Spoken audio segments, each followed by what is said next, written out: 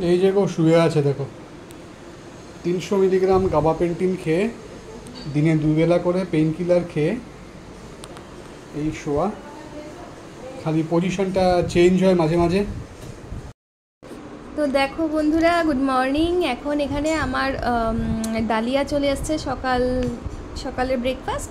তো আমার যেহেতু কি বলবো, কোমরের জন্য আমি উঠতে পারছি না, তো ডালিয়াটা আমারকে এখানে এনে দেওয়া হয়েছে। আমি এখন খেয়ে নিব আর কি। বাইরে প্রচুর গান টান চলছে। আজকে কৃষ্ণ জন্মাষ্টমীর সেকেন্ড ডে, মানে কালকে রাত্রেই জন্মাষ্টমী হয়ে গেছে। তারও ডালিয়ার দিকে দেখিয়ে সব কথা বলছি।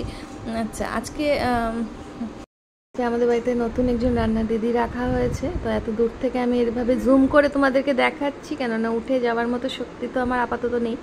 তো কিছু একটা সবজি টবজি কাটছে বোধহয়। ঠিক আছে, পরে পরিচয় করিয়ে দিব না, একটু ঠিক হোক।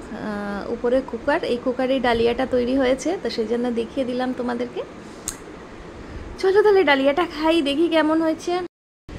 আচ্ছা, পরোটা দুইটা আটা দিয়া বানায় দিবা। আটা আছে, সাদা আটা আছে না, ওইটা দিয়ে অল্প তেল দিবা। বেশি তেল দিও না আর কি, যতটুকু সম্ভব কম তেল দিয়ে বানানো যায় ওরকম করে একটু বানায় দাও না। বেশি লাগবে না, 4-5টাই লইব, বেশি লাগবে না, খুব একটা বড় টড়ো লাগবে না। শুধু আটা মানে যে সাদা আটাটা আছে না, ওইটা দিয়ে বানায় দিয়ে দিও।